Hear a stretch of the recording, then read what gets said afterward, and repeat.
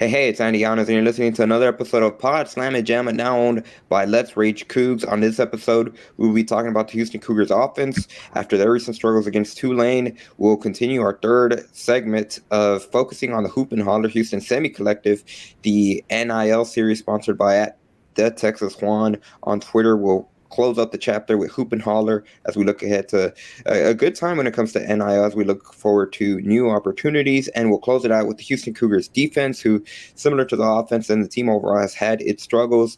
The defense in particular has had struggles closing out games. So here we will hear what Doug Belk had to say about the struggles on the defense from that side. Once again, you're listening to Pod Slam and Jamma.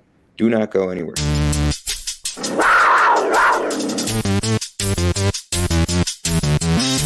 Got high standards, high goals, and we know what it takes to get there. I want to be unguardable, if I'm honest. Coaches coach, players play. And that's a great place to be in your life, where you could care less what other people think.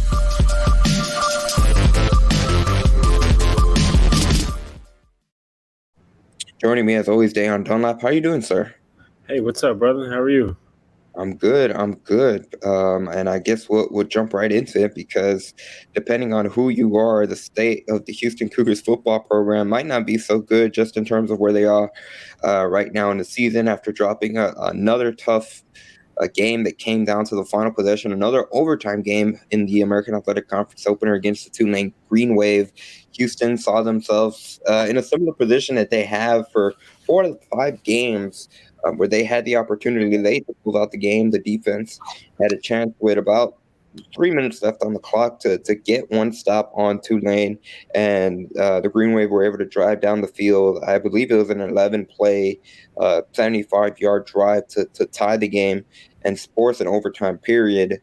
The Houston offense actually had an opportunity to be able to go down the field and set up the game-winning field goal, but after a good completion at Daniel Dell, that drive kind of stalled out due to a penalty, and they were forced to go to overtimes. They showed Dana Holgorsen on the sidelines clearly frustrated, and it was just a good symbolic kind of microcosm of what the season has been like for the first 5 games of the season. And then we know what happened in overtime. They get hold to field goal, the Houston offense does, and then Tulane was able to drive down the field and score a touchdown with third-string quarterback Kai Horton.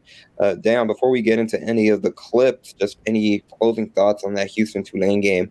Obviously, we had much more of our instant reactions on Let's Reach Cougs, the unofficial post-game show of Houston Cougars football and men's basketball, streaming on the Houston Roundball Review YouTube channel. Well, no, I think looking back on it, remembering how the defense played really well for the majority of that game, and where the offense inability to capitalize on most of those 3 and outs, and the defense ability to hold Tulane really under control throughout most of that game, and then at the end not being able to finish and close out the game and send it into overtime, and what you described how it ended. And so I think more of just consistency, specifically from the offensive perspective, the defense closing games out is kind of what I'm taking going away, looking into this week's game against Memphis. And I think that's been the theme of the entire season, that consistency. We've mentioned it throughout multiple episodes. And one of the things that Dana Holgorsen was asked during his Monday press conference is, obviously, with the struggles that they've had just in terms of not being able to come out on the winning side of things for 3 out of the 5 games, they asked if he planned on changing anything up. And here's what Dana Holgorsen had to respond. Do anything different this week? Given what y'all been through, change things up, maybe move responsibilities around, play calling, anything at all. Whether your approach or you stick with the way you are and where you're at right now. Yeah, we're good. I mean, we're 2-3, and we've lost a couple of really close games. We've been in 5, battles. Gonna be another one here Friday night. Memphis is a good football team, 4-1. Play good defense. They're hard to beat at their place, so got to get ready for a 4-quarter battle, which we've been in 5 of them, so might as well make another one. It's a fair question, but But we just got to keep plugging along. Got to keep working. We've been in these games, a play here, a play there. We're 4-1, and everybody's all happy. Everybody's all giddy. If you go back and you look at how the games have been and all that, I mean, play here and a play there, we're 4-1. That's where we were last year, where everybody thought I was a pretty good coach. So, now that we didn't win those 2 games, no, I'm not a good coach. I understand how everything works, but we got a game week. We got it's not really a short week because we got 7 days to prepare. It's kind of a normal week, but it's abnormal because the days fall on different days. So it's the same schedule as last week. So we gotta put our head down, and we gotta work hard, and we gotta coach hard, and we gotta practice hard, and we gotta go play hard. And then we have a bye week, so I will reassess things after that. So there you heard head coach Dana Holgorsen talking a little bit when it came to the changes. Now, I do want to caveat there where he said they're good. He did follow up during his radio show on Wednesday. We're recording this on a Wednesday night. They are making changes. In his radio show, he said he just didn't want to disclose them. We'll have to see them when they play Memphis. So it'd be interesting to see if there's any notable changes from the on-field perspective on Friday when they take on the Tigers. But a couple of things he touched on there, and I think he does make a valid argument. And I'm going to say this because there's been a lot of fans that heard what he said there, and they kind of turned it around and had the other opposite argument of it. But they are a couple of plays away from being able to be at 4-1.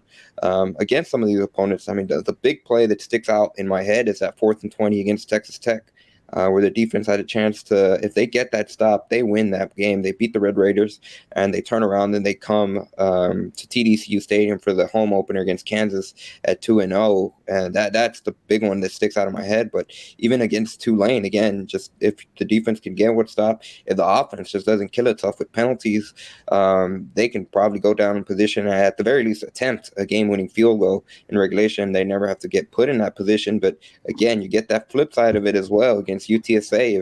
If the Roadrunners were able to convert on that 2-point conversion, if they had been able to get in the stop, they could have easily won that game. And then, of course, we know with Rice, it came down to the last final possession, and TJ McMahon and Luke McCaffrey looked like they were inches away from being able to connect on a potential game tying. Heck, it could have been a go-ahead touchdown score if they decided to go for 2 after. So it's just been that kind of season where they've been in some crazy games, and something that Holgorsen said he's never seen something like that in all the years of coaching that he has been. Yeah, but you got to fight to get out of it. I mean, it's easy to say, if we would have won those games, people would be giddy, like you said, or whatever. But I mean, in this position, because a lot of it, and some of it, to his admission, he's been out coached. And so, I mean, what is it? What's the solution? Okay, you don't have to tell the media, but that someone is going to be watching. I hope to see it. Some adjustment, something. What is it? Because the offense, aside that he's specifically supposed to specialize in as a coach, in which that's what he was hired. That's what his resume speaks very highly of, is to be an offensive-minded coach. Offense have struggled for most of this year. And you had a really good stat that you posted on Twitter about them being outscored and the different and outscoring people in the fourth quarter. And that just shows to the inconsistency. You need to put together full 4 quarters. Of course, you're not going to score every possession. You're not going to have consistent offensive execution every single drive, but it can happen at more often than not. And I should say, to be a consistently good offensive team and sustain drives, and they haven't done so. So I'm going to be watching, of course, to see what some of those adjustments, what some of the things, is it scheme wise, is it what is it going to be for Holgorsen and Houston to do to turn it around? Yeah, it's a good thing you brought up that stat. It was something that I saw going over the notes that the Houston Cougars have. They have a breakdown of all the points by quarter, and it's really interesting when you look at it. Houston has actually outscored opponents in the first quarter, which, we think about it at how they've struggled to come out of the gates. And outside of the Kansas game, they've really struggled to put up points in that first quarter. But Houston, it just goes to show how the defense has been able to start off good. They've only held opponents to 17 points in the first quarter. 14 of those 17 points came in that game against Kansas. The problem for Houston has been in the second quarter, where they have been outscored 63-20 by their opponents, which is an absurd stat. The third quarter has been kind of even, where Houston has scored 34, their opponents have scored 38, and then in the fourth quarter, Houston has done a really good job of owning the fourth quarter period. They scored 54 points in the fourth quarter, and they've held opponents to only 22. So a bit of an interesting dynamic, where that second quarter is really, really hurting the Cougars, and even then, to only be able to put up 21 points in the first quarter, 41 points in the first half through 5 games, that's about an 8 points of average for first halves, which is not where you want to be. And like you mentioned, for Dana Holgorsen, who had been touted for his offense coming into when he first joined the program, that's something that they need to correct. And it's interesting how you see it by the numbers, just how badly the second quarters have been for Houston, and it just kind of shows, again, going back to what we mentioned at the beginning of the show, the inconsistencies, because they find a way to turn on the switch in the fourth quarter. And it's something that running back Brandon Campbell actually said after the game, where for whatever reason, and he couldn't pinpoint an exact reason for it, but whenever they have their backs against the wall, he said that's really when the offense starts to do things and they play at their best. Which, I mean, we're going to be interesting to see how that holds against Memphis, because they have their backs against the wall against the Tigers, because obviously they're 2-3, they're already 0-1 in conference. The Tigers, they're 4-1. More importantly, they're 2-0 against the American Athletic Conference opponents. And if they go 3-0, Houston gets into an 0-2 hole with only 6 games left after they come back from the bye. That's going to be really a very, very difficult hole to try to get out of. It might be too late if they fall 0-2. Might be too late, in which then, if so, I'll be wondering what kind of changes would it be as far as planning for the future. I know you don't want to give up on the season, but at some point you got to see what some of your younger players and what the future might hold, get them some experience, maybe get them experiences using their 4-game rule.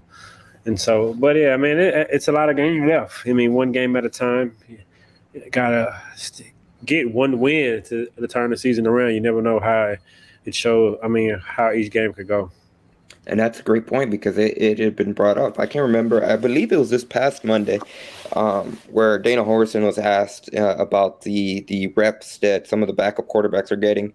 Dana Holgorsen said that Hallman Edwards has been the main guy that's getting all the second team reps for Houston. Lucas Cooley, who obviously a lot of Cougar fans have a lot of buzz around him, the transfer from Arkansas, he transferred over in the offseason, said he's gotten most of on a normal week, Thursday night reps, but he's not necessarily getting a lot of those reps where you'd expect him to be able to see some minutes. And it doesn't look like, I would be surprised if he got in a game this season, but that's just something you heard at the very tail end of that clip that we played after the bye.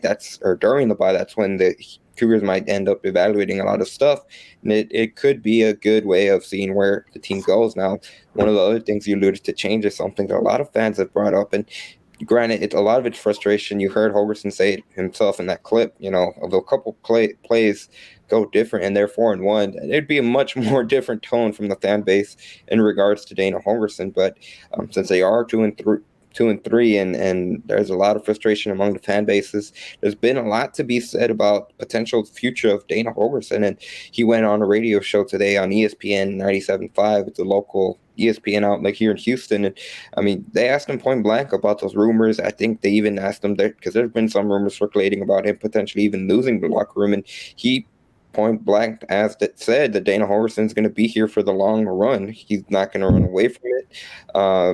And there's just a lot of different things that would make it difficult, is what he kind of explained, especially in terms of changes that are being made when it comes to already how they've changed the way they recruit, but also just the assistant coaches and stuff like that, were some of the stuff that he mentioned during his clip. So that's interesting to hear. And then we also had the Houston Chronicle article where they reported that he has the support of Tillman Fertitta. So I would say that Dana Holgorsen's here to stay, at least for the foreseeable future, unless something drastic happens, which, I mean, the only way I would see anything drastic happening is if, Memphis, they look like they're checked out, which, hearing what the players had to say and what Holgerson has said, I'd be surprised if we saw a team that's checked out on Friday. What say you? Yeah, I don't think the team is going to be checked out. I think just their pride and their willingness to compete and put good filmers out there just for themselves first is going to stop them from quote unquote checking out and not competing. And so I'm not worried about that. But the results are going to be the results. And if it looks like it's a lack of coaching, a lack of preparedness, or a lack of adjustments being made, then I think the administration should consider making the change at the coaching staff. But I think he's here to stay for at least this year and probably at least 1 year in the Big 12. And then say he struggles Big 12 first year, then look for make a change. And once you kind of establish that you're in the Big 12 and kind of gauge where you are. And so I think he's being truthful in his statements. Agreed. Now, agreed. My voice is a little dry there. I'm gonna start coughing a little bit too much. But when it comes to offense, sticking with the offense, we had Nathaniel Dell, we had Tank Dell to speak to reporters on Wednesday, and he was asked just in terms of what his assessment of his performance has been, and he said that his main goal for the remainder of the season, he just wants to win. He flat out said that's his main priority, and he said he's willing to do anything that would be required of him to win, whether that's making more plays, stepping up when it comes to his role as a leader, and that's what you want to hear, not only from your top receiver, but a crucial player when it comes to that veteran, that leadership, that captain role. And the best player on the team. I mean, let's just call it what it is. Yeah. Player on the team. So you want him to say that and willingness to be unselfishness and put team first, true altruism. And so I'm not surprised at all. And he's been doing his part. I think could he do more? He could, but he can't throw the ball to himself. So more targets, force feed him, do whatever you can to get the ball in his hands for him to make more plays. Yeah, for sure. And he even touched on some of the other wide receivers and what he's seen from them, and kind of his assessment overall of what he's seen from the offense, just in terms of their performances in the first half. And he said, and I'm going to read a direct quote. This is Tank Dell. To be honest, I feel like we haven't played to our best potential, starting slower sometimes when we do start fast. Like I remember the Kansas game, we started fast, but we didn't end well. I just feel like we haven't put all our pieces together, which we are still doing. I feel like we are more comfortable right now, but we just got to work on that, starting fast and finishing fast, end quote. So again, he acknowledges what we've seen and what we've kind of alluded to again, which goes back to the theme of the season for Houston early on, that inconsistencies. But again, just hearing him talk there, it still seems like they're continuing. It's a work in progress, for lack of a better phrase, just in terms of continuing to try to find not only an identity, but just find something that works for the Houston offense. And I mean, going back to how we broke down the quarters, for whatever reason, they have not been able to get off to good starts. And like I said in the Dell quote, when they did against Kansas, the second quarter, they fell flat and they were outscored us in the second. Yep, and I think quarterback play has to be better. Clayton Tune has to be better. He has to make more plays, specifically down the field, whether it's checking the ball underneath, just more completions, more doing anything to keep drives alive. And as a fifth-year senior, you expect for him to make more plays and not allow the coverage to dictate what he does, kind of for him to dictate how coverages play him. And you don't see that a lot. I would like to ask Coach Holgerson next time how much freedom does Clayton has at the line of scrimmage to make changes, to change calls if he's seeing certain coverages or certain matchups. That way we kind of know how much command he really has and how much control he has at the line of scrimmage for him to see certain things. Or even if he has that ability to do so, if he's at that level of quarterbackism, I know, as I should say. And so it's a lot of variables to go into it, but I think better quarterback play has to be at the head of the list. Also, limited false starts, shooting yourselves in the foot. I think you got to stay ahead of the chains. if that'll help more often because you get positive yards on first and second down, keep yourself in third and manageable situations. That way it's not 3rd and 12, it's not 3rd and 15, 3rd and long to where it's obvious passing situations, and the defense can pin their ears back and just play coverage and focus on getting after the quarterback. And so it's different variables that can help Clayton play better, but a lot of it, he got to take the blame because he's quarterback. When they win, the quarterback gets all the glory. When you play bad, quarterback has to get some criticism. And so we've seen him do it. He's been inconsistent throughout his career, and we've seen that continue. Yeah, a couple of final things before we break off on the segment, but sticking with Dell and some of the stuff he said, just the mindset of the program, he said that they feel like Houston are the underdogs again, and all the accolades, all the preseason predictions, all that stuff, it doesn't matter anymore, or something along the lines that he said. And really the message that has been reiterated to the team by the coaches, he said, do your job, which we've talked about in the past. That's kind of been the message that was reinforced after they lost. I can't remember if it was after Texas Tech or against Kansas, but that's been a message that's been reiterated. You hit it right on the head, Deion, and stop shooting themselves in the foot. That was a very similar quote, almost word for word, that what Dell said. And the final thing was make explosive plays, which again goes back to the offense being unable to get those big plays. It's something that we haven't seen a lot of this season. I know, Dale, that's something you've alluded to. When you have Tank Dell, you have a lot of players, Matt Golden, Sam Brown, a couple of different players that can not necessarily be like Tank Dell, that can go down the field and make a play, but they can in their own right. Yeah, and you saw a little bit of it with Keyshawn Carter just last week when he made that play over. It seemed like it was a crowd of Tulane defenders, and he was able to go up, come down with the ball, and make a big play. It kind of looked like it. Honestly, it might have been a 66-33 ball in the favor of Tulane, and he made a play. You can, and I think all of those receivers can. When you don't get to this level without being able to make plays, now it's about getting more opportunities, and then taking the skill level that you have and taking it to another level to be not only good for great and learning how to impact winning at the next level, but I think they all have the talent to do so. They need more opportunities, take more chances. I think the offensive line is giving them enough time to put the ball down the field. It's just about, doing it, like I said, not allowing the defense to dictate the coverage, dictate what they're going to do for you. Play calling has something to do with that as well. And so play calling, from him having control at the line of scrimmage, a lot of different variables that we don't have answers to, in which I'm going to try to be sure to join the next availability to ask more questions. For sure. And on that note of play calling, before we wrap up, it was something that Hogerson was asked about the week leading up to Rice, just in terms of what the play calling system is like for Houston. And Shannon Dawson is the play caller for the Houston Cougars offensively. It's something that Hogerson confirmed leading up to Rice. And what Hogerson explained, it was something that actually started at the end of last season, heading into the UConn game. Sometime in between the UConn and Memphis game is when Hogerson said, and it was something that the head coach felt really helped them to be able to be more free and be able to oversee a lot more stuff in practice. And they stuck with it through the American Athletic Championship game and into the Birmingham Bowl and into this season. So he did say that he could go back to calling plays whenever he wanted to. I'm referring to Hogerson, but he just didn't feel the need to at that point. So we will see how the offense looks against Memphis on Friday. As again, when they head into the bye week after the Memphis game, it might be it would be good for Houston if they can be 3-3, kind of have a soft reset and being able to reflect on everything that's happened in the first 6 games. But that's going to do it for the first segment. But don't go anywhere.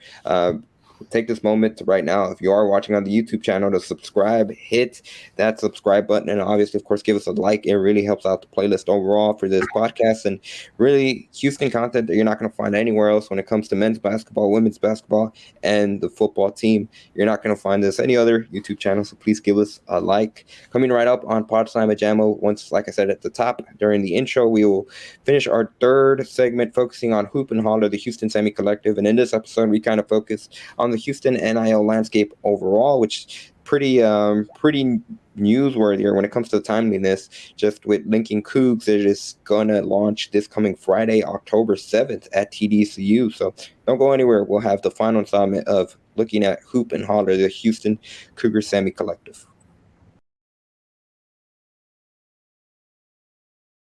Hey, it's Andy Honest, and you're listening to Pod Slam and Gemma. This is going to be our third and final segment of a 3-segment series. I keep wanting to say episode, but it's a 3-segment series focusing on name, image, and likeness, or NIL, as you might hear. This 3-segment series is focusing on Star Pizza and Hoop and Holler, the University of Houston semi-collective, not full collective, semi-collective, that has done you might know them for the commercials with Star Pizza, SACAF commercials with different players. And if you haven't checked out the first 2 segments, I encourage you to go back and do it in the archives. We focus on what it was like to work with athletes, and we also focused on the origins of Hoop and Holler and how that came to be. And on this and final segment, we will focus on Houston NIL as a whole. Obviously, of course, like I mentioned in the first segment, if you go back and watch that, NIL has really changed the college landscape since it became legalized in June 2020 or 2021, the summer of 2021. It's kind of changed the college world. And at the University of Houston, you see NIL deals. Obviously, you guys with Star Peaks are kind of the most prominent ones just in terms of the popularity of the commercials. But you see other deals here and there with various different businesses across the Houston area. So I want to start, this is going to be the focus on this segment, just kind of the importance with NIL for the University of Houston athletics as a whole. Something that we've touched on in the past is that really when you kind of launched Hoop and Holler, it was to get y'all's feet wet and be able to for lack of a better phrase, it's kind of an investment to being able to work with a lot of the players. But something that you said is that you also were interested in being able to kind of encourage others to hop on the NIL train and be able to do stuff with a lot of the Houston athletes. So what was kind of your mindset behind that? And what do you think that it's important for Houston to get in the NIL game? Sure.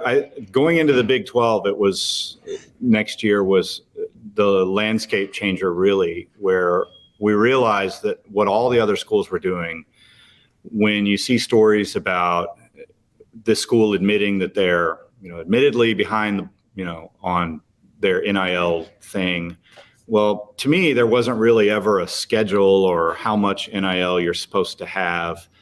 Coach Sampson had said over and over again and that the NIL wasn't as important as having players that wanted to be at Houston playing. And that was what was important to me.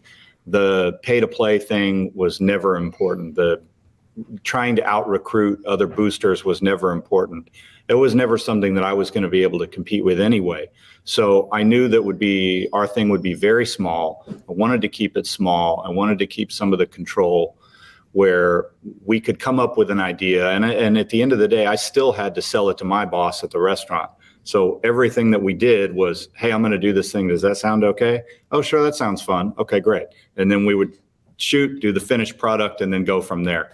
So there wasn't always a guarantee that it was going to work out. Sometimes it was just an investment for me and something for the player and something that we could try out and do. And that was really, like you said, getting your feet wet, figuring out where it starts, and showing that it can be done, and that if I could set up a legal entity over a few days, build a website, nothing fancy, and get a little bit of attention, then other people could do that too. And at least that if it wasn't, we weren't expecting to be the first when we had people reaching out to us and saying, and I'm sure that a lot of the ones that are coming out now, like the HOU NIL, it's something that I think has been in the works for a long time. But to go that big and that scale was really a huge undertaking, and I'm proud that somebody's doing that for Houston. That's a very big deal to me, because that was what it felt like we were missing, was some of that subscription-based. Donate what you want, donate as much as you want or as little as you want. That's a big business, and it's hard to control, and it's hard to run, and it really takes a lot of commitment. To do it for the school and to commit to the school in that way is huge. So kudos to those guys for doing everything that they're doing, and finding time to do all that was not something that we were really going to be able to commit to. So keeping it small, showing that it can be done. Once we set everything up, all of a sudden, all these NIL websites and trackers and companies and blue check mark people start reaching out to us, asking what's going on, wanting to talk and consult, asking me to consult on NIL stuff. And to me, that was really awesome, because I felt like maybe we did something right. Maybe we did spark something and put a little bit of University of Houston on the map. And that was real important, because that was the main thing, was not expecting the school to rah and rally for everything and get everybody going and support everybody. The school can't do anything with NIL. And I think there are still a lot of people that have no idea what NIL or name, image, and likeness is, or what the school can or can't do, or when they hear that other Texas schools or national schools are paying players to do all these things. Well, why can't we just do that? I hear that all the time. Why can't we do that? But that's not the school's responsibility, and it's not legal. So that comes from the private sector and from fans and alumni. And I'm very proud that there are some things that looks like launching now, like the HOU NIL thing with Go Cougs. That's huge. And I think that there are a couple others from what I've read that are about to come out too. So competition is good. Mm-hmm. That's exciting. Yeah. Exciting to be a part of that. So. Absolutely. And, kind of the things you touched on, just staying with the Hoop and Holler perspective, one of the things you reiterated is that you didn't see this as like, oh, this is something that in the grand scheme of things, it'll help us with recruit or anything. No, your focus was on helping out the players that were already here for the University of Houston and just kind of being able to partner with them, which that's, like you mentioned, that's something that's a difference between, from the NIL. That's what NIL is supposed to be. When it comes to being able to help athletes out. So I'm curious, from the Hoop and Holler perspective, is there just in terms of, maybe not necessarily scaling is the right phrase it, but what's the ultimate goal, or how do you envision Hoop and Holler from a year from now being able to grow within the University of Houston? Because like you said, now other platforms are beginning to pop up. They all seem to be a little bit different too. And that's a big part of it. When one group does one thing, there will be somebody else doing another. Ours was really always sort of the idea was, how can we create an experience for fans?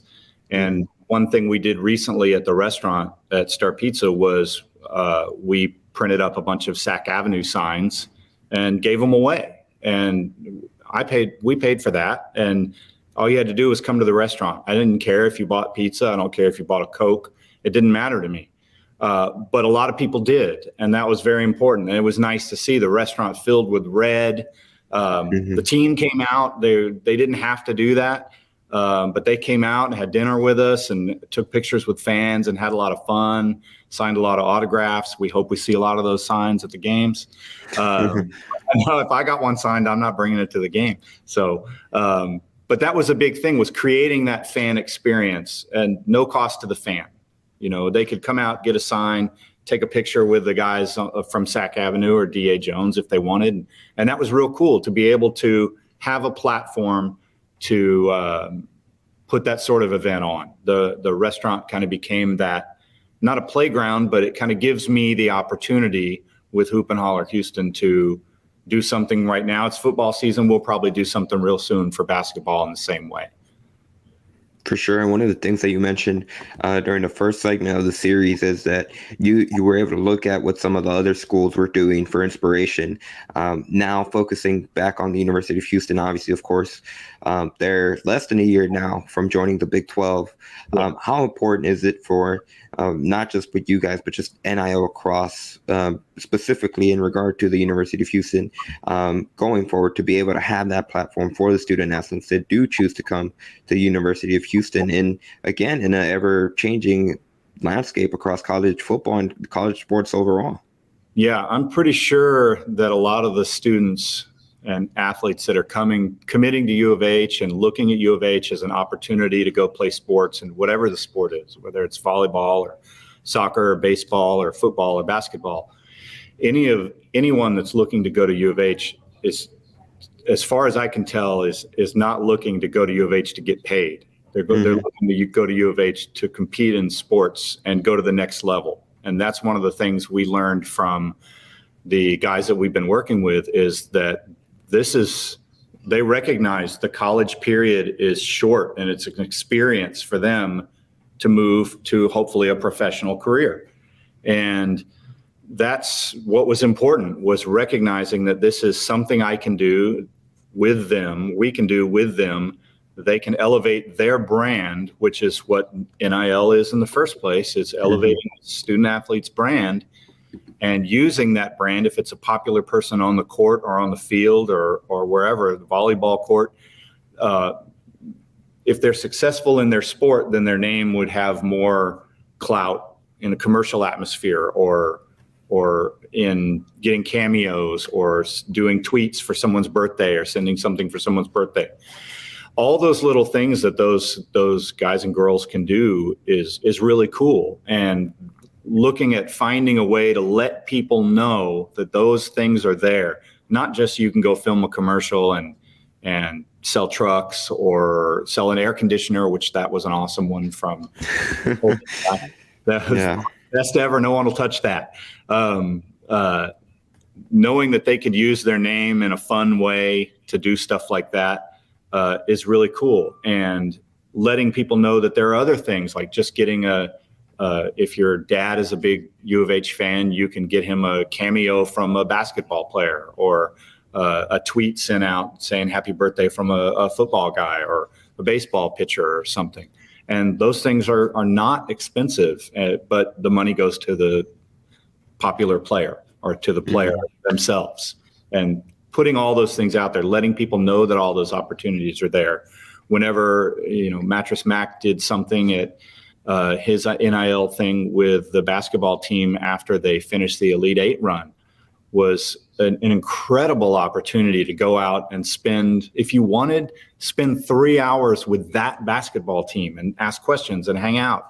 And hey, let them throw you a pass across the room, dribble the ball with them. I came up with something silly, and I had Josh Carlton hold the ball way up in the air when I could pretend like I was trying to reach for it, and he took it away from me. And he was like, "Oh, you don't want a regular picture?" And I said, "No, everybody gets a regular picture. I want the silly one." So that was fun. And those opportunities are there, and they're not expensive. And if you like sports, those are great opportunities for student athletes and the general public to be a part of. Gotcha. Mike, as we wrap things up, I'll leave you with one final question. Just overall, since you've started the NIL experience with Hoop and Holler, and obviously, of course, being able to produce the commercials for Start Pizza, what's kind of the biggest lesson or message that's kind of stuck with you throughout the whole process that it's really going to help you going forward as you continue from the Hoop and Holler perspective? Sure. Always hire a stuntman. The real deal always looks better, but sometimes things are a little more real than you think. Nobody got hurt in our football commercial. It was a lot of fun. The experience of going through this whole thing and learning as you go. At the restaurant, we always talk about every day is different. You learn something every day. If you think you know everything, you don't. I entered this into this thing with Hoop and Holler Houston and partnering it with Star Pizza because it was an easy relationship to do. If anybody else wanted to work with us, I was super open to anybody that would want to do anything and helping them and make a handoff to a student athlete or to contact that I had. But the experience of getting to do it and learning as you go and finding out how things work in this NIL landscape, moving towards the Big 12 was the biggest takeaway from the whole thing. It was the experience of getting to do it, setting it up and getting to do it. And if it ended tomorrow, that'd be fine. We look to keep on going and doing more fun stuff. And hopefully the guys and girls on the U of H sports want to do the same. For sure. Emphasis on stuntmen, because if something happened to the players, you'd have Dana Holgorsen or Calvin Sampson on your back. Right. But once again, Mike, thank you for taking the time, being a part of Pod Slam and Jammo for the last 3 episodes with each of the segments. Once again, this at each of the name, image, and likeness segments were sponsored by at Texas Juan on Twitter. Be sure to give him a follow. And in an ever-changing world that is college athletics, name, image, and likeness is certainly going to be here to stay, and it's going to be just continuing to grow as the months, the days, the years progress. With, like you said, more people get experience with the entire process, so it's just going to continue to evolve as well. Mike, I'll give you the floor. Is there something you'd like to sign off with for the third and final segment? I'll tell everybody, go to the games, show up, be loud, wear red, and go Cougs.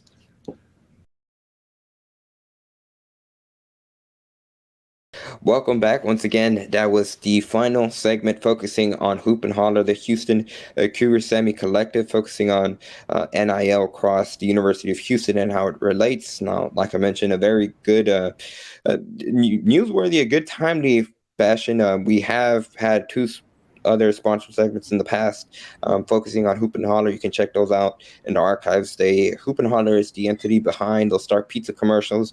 If you do watch Let's Reach Cougs, I'm sure you've seen it with the different D'Anthony Jones, Zach Ave commercials, even the one with Hawk. So they're good and they're entertaining, and there's more coming, but it's good to kind of get their story. And looking ahead, our NIL coverage will not stop, obviously, when it comes to linking Cougs and HOUNIL that launched. Those were the guys with GoCougs.com. It seems like it's a good time when it comes to NIL that's popping out across the University of Houston, which just in time now that the University of Houston is less than a year away from joining the Big 12. That's NIL. We will focus back on Houston Cougars football and specifically the defense, because we focus on the offense specifically in the first segment of the show. That we're not going to shy away from the defense, which they've had the struggles of their own at times. And really, when it comes to the defense, again, a similar story to the offense when it comes to that inconsistency, but in particular for the defense, it's just being unable to close games, specifically when they get put in positions to being able to close out games.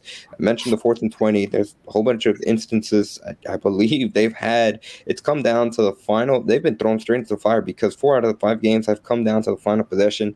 They were able to make a stop against UTSA and Rice, not so much against Texas Tech and this past week against Tulane. And here's what defensive coordinator Doug Belk had to say just in terms of those struggles closing out games and how they can get better and improve. A lot of new faces, and a lot of development, a lot of coaching. Overall, I'm proud of the way that we've competed, and I'm proud of the way that we've approached the game. But overall, when you're in position to win the game, if you're a real competitor, and you want to take the next step into being a championship level team, you can't really lose the games that we've lost, and we got to do a better job of finishing. That's really the message that we have sent over the last couple of weeks. And when you look at the tape, you can play good football for a lot of the game, but if you don't do things right and do things detailed and play with a high sense of urgency at the end of the game, then you're going to lose. And we've had several, plays in the game that have directly affected the game. And we've had a chance to win on defense no matter, the circumstance or how we played early. We haven't finished. So, excited about the physicality, excited about the way that we've been able to get it, affect the quarterback and some of the plays we've been able to make in the back end. But, ultimately the game is about winning and losing at the end of the day. Fundamentals, blocking, tackling. Outside of the Kansas game, Doug, the 4 others have had different types of situations at the end or, something, not too different, but then they've all had their situations there. Have you put a finger on, is it just not making a play? Is it, not being in a position? I mean, what has been the culprit there at the end? I was kind of about to get to that before you cut me off, but sorry. At the end of the day, it comes down to understanding situational football, and there's a combination of, at the end of the game, heightened sense of urgency to not play hero ball, play with great technique, play with great discipline. And, whether it was a lack of understanding or whether I haven't coached them well enough or guys is simply not, making the plays in critical situations. At the end of the day, that's my job to get those guys in position to make those plays. So I don't think it's just one thing. I mean, the other coaches have done a great job of game planning against us. Other players have made plays, and we've made plays as well. So it's just, understanding that situation. And you got to be able to make those plays in that time of your game, and they got to be in the right call from me and our staff to really be able to execute those plays. So it's a combination of a lot of different things, and ultimately in a couple of the games, we just didn't get it done. It's that simple. So you heard it there from defensive coordinator Doug Belk. A lot of interesting stuff, and it's kind of a good thing right there where he mentioned situational football, and I know that's something that you asked you asked Elias Bell about that, and really he talked about execution and communication, and tackling. Those were the three factors that he said the team has focused on in practice, specifically this week as it's leading up to Memphis. Yeah, and that's exactly what I've been saying a lot throughout throughout this entire season in different podcasts. Throughout this season in different episodes and less race schools, because I mean, like that 4th and 20 something play, that's a situational football where you understand it's only so much that the offense can do and so much that you want to stop during that on that situation. And it's happened on numerous of times. I remember, I think last game they gave up a 3rd and 20 something in which Coach Belk, they put the camera on him and he was visibly upset. And because it's just things like that in situational football, it's certain things that you don't want to give up, that you want to be mindful of, and you want to pay attention of. And like you just said, whether it's him maybe not coaching them well enough, or them not being attentive and being understanding what they should do in their assignment and how to execute it. It's just different variables in which I'm sure that they can fix, and it can be fixed. And Elias Bell, he also mentioned in just fundamentals, tackling, simple as that. Yeah, and specifically focusing on what Bell said, and Dayon, you mentioned it again. Just they've been in several positions, and specifically going back to that 4th and 20, like you mentioned, that was a busted coverage. And I can't remember. Belk's the one that kind of followed up on it, where the defensive backs, they were playing too far out. They were kind of guarding the end zone and it was in the overtime scenario. They had no one guarding the sticks, and it allowed Texas Tech to, on a dump off, being able to literally drop it off and run for essentially the first down. It was 4th and 20, and they got exactly 21 yards. Stuff like that it's really the difference between again, kind of what's been the theme of this whole episode, what Holgerson said, between where they are right now at 2-3 and 4-1. And it's a lot of it obviously has to do with more players being put in situations where maybe they weren't necessarily comfortable in a season ago, especially when it comes to the different positions on the defense. We know the story by now with Marcus Jones, Demarion Williams, even with Logan Hall up front, where they were just in terms of the veterans and the high caliber players that they had there. Now entering this season, a couple of players have had to take on new roles, and it is an adjustment period. But I think it from a player's perspective, something we've mentioned in previous shows and episodes, I feel like if you were a player on the defense, that's what you want to hear, not only from your defensive coordinator, but he takes responsibility. But at the end of the day, he mentioned it. It's not on that clip, but during his availability, he said, even though we did good stuff during the beginning of the game, what matters is at the end. If we can't finish, it doesn't necessarily matter what you were able to do in the past. And at the end of the day, only wins and losses are what matters. And not necessarily quoting him word by word, but paraphrasing a little bit, he said, if you want to be a championship level team, you got to figure out ways to seal the deal, to finish the deal and close out those teams. And that's something that Houston has really struggled in this season. And that's big facts right there. If you want to be a championship level team, you don't beat yourself. You don't beat yourselves. You don't allow plays like that to happen in situations like that. You look at the teams in that upper echelon, like Alabama's and Georgia's and Clemson's and all the other teams of the world. They don't give up plays like that. And so, I mean, he's 100% right. We know his resume. We know where he's been. He's been with Alabama. He's been with Coach Saban. He's seen what championship level teams, how they are, how they work, how they prepare, how they execute. And so he knows what it takes. And I'm sure the players are 100% bought in, listening to his words. They just have to do it. Coaches coaching, players play. And so coaches can only take so much of the blame. Players have to go out and execute. For sure, and then overall across what you've seen from the defense, because it hasn't all been negative, and it's something that Doug Belk said, where they've had good, they've had some bad, and they've had some ugly, and really the key for Houston, Belk said, was being able to eliminate that ugly part. But he said he's been excited what he's seen from the defense in terms of physicality, how they've been able to affect the quarterback at times, some plays made from the defensive backfield. By the way, injury update now during his availability, Doug Buck said that the Javarius Owens and Art Green were still day to day during his radio show later in the day. So in the evening, Dana Holgorsen said they should be good to go to play against Memphis. So that's obviously going to be a big boost to the backfield for Houston if those two can go after they weren't able to go against Tulane. Obviously, Donovan Mutin did play, and he said he was good after the postgame, so he should be good to go against Memphis as well. But that's been something that they've had to deal with too, and even again, going back a few weeks when Holgorsen said, specifically in that defensive backfield, trying to be able to get a lot more depth or develop the depth behind guys like Green, guys like Alex Hogan, and being able to get more players to plug in and play like they were last year, because that's probably that's a detail that it kind of gets glossed over. Where they had Marcus Jones and Demaryius Owens, but then they also had guys like Art Green, they had guys like Alex Hogan, they had Javarius Owens cycling in and being able to make plays as well when those players were out. And that's really been a factor for Houston that they haven't had, a luxury they haven't had this season. Yeah, you're right. And having that depth, especially when you play the amount of plays that they have, the overtimes, and how much they've been on the field, you want to have the luxury of taking drives off and putting in players and not having a level drop off as far as talent or talent drop off when they get on the field, and allow them to execute and play to the same level of the starters.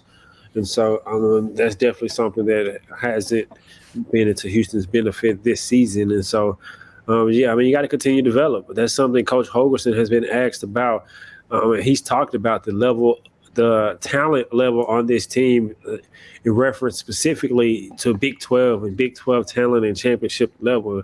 In his words, he said they have a ways to go to get there. And what that says to the players that he's brought in over this year, and which over recently, since all the players that he have are his players, and so those players are being considered when he says that, I should say. And so, you got to develop, in which they've been shown that they can develop. We've talked about that.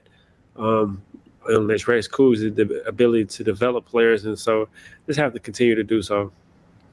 Yeah, and that's something that Holgorsen's doubled down a few times since they initially said it. But any final thoughts just over on the defense, and as we look ahead to Memphis, because they are going to have a really good challenge when it comes to the Tigers. It doesn't get any easy for Houston, and something Holgorsen said during his press conference on Monday is we've made it 4 games and might as well make it 5 games that are going to come down to the wire, just in terms of a Memphis team that coming in hot. They are 4-1. They have won the first 2 games when it comes to conference play, and really they have a lot of weapons. And interestingly enough, when it comes to their quarterback and Seth Hannigan, who Doug Belk said he's kind of similar to when they were preparing to face off against Michael Pratt last week against Tulane. They didn't get to see him, but Seth Hannigan, Belk had similar things to say about him, just in terms of how he's in command of the Tigers offense. He rarely makes mistakes, especially when it comes to passing. He's thrown 9 touchdowns. He's only had 1 interception.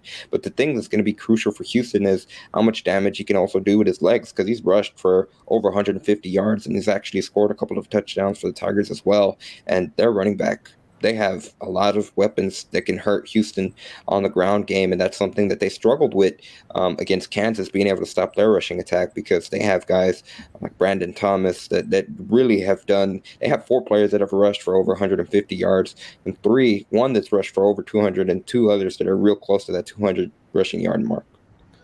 Yeah, and Memphis has been a team who's been able to develop running backs and getting into the next level. The Tony Pollards of the world, Kenneth Gainwell, Gibson that's at Washington for the Redskins. And so they've been able to develop running backs. Henderson that plays for the Rams. That's 4 running backs, all came from Memphis. And so they're prone to developing running backs. And it's going to be another quarterback, I feel like every quarterback that Houston has faced this season, maybe with the exception of Bryce, has been dual threat quarterbacks. And so that's another element they should be used to defending right now, in which they have to really hone in on their keys and really, like Elias Bell said, make tackles.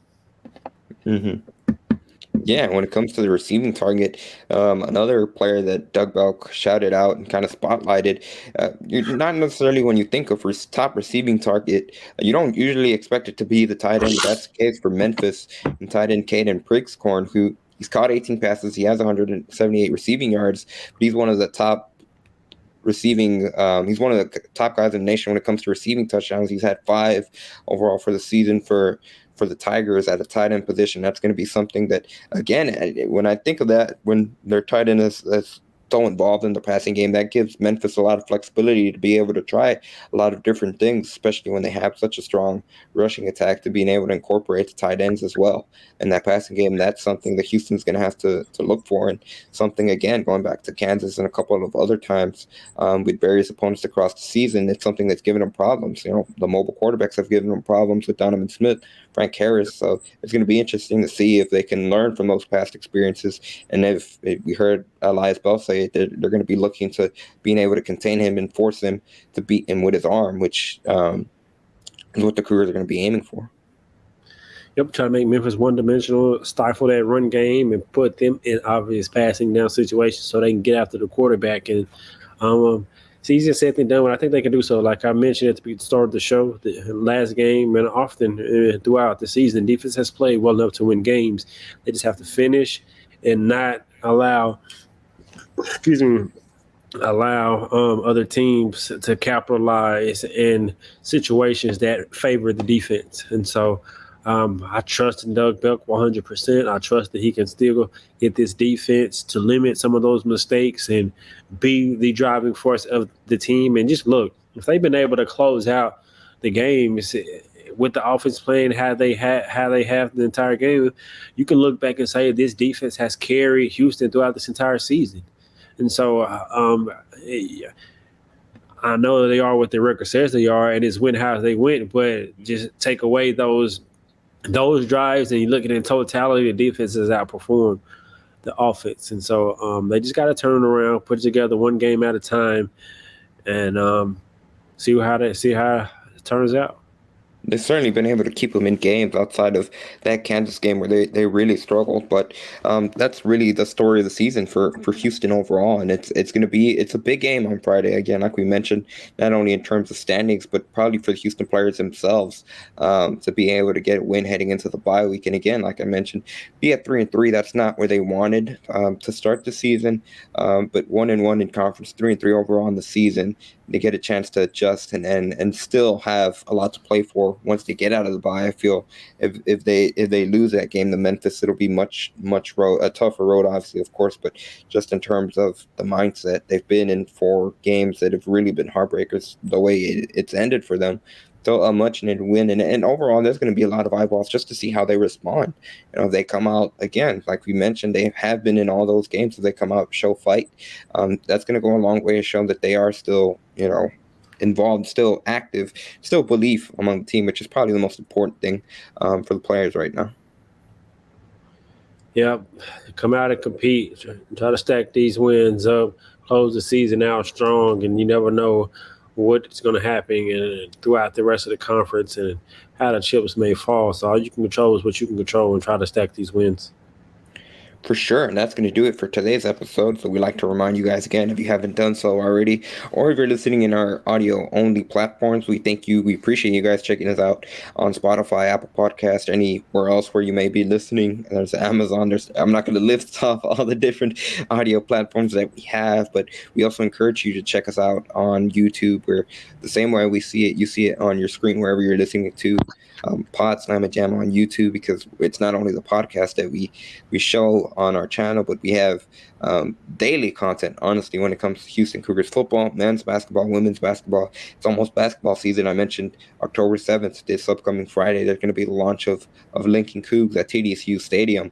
It's also going to mark exactly 1 month until both men's basketball and women's basketball tip off their seasons, which both play November 7th. So we're getting closer and closer to the basketball season. And that's going to do it for today's episode. Also, be sure to follow us. We're on Instagram and TikTok at Let's Rage Cougs, and on Twitter, like you see it on the screen, Pod Snipe Jamma Down. I'll toss it over to you for the final word, sir. Hey, man, we can't end an episode without singing Let's Go Cougs, but also thank you all for support. Make sure you like and subscribe, whatever platform you listen on. We greatly appreciate it.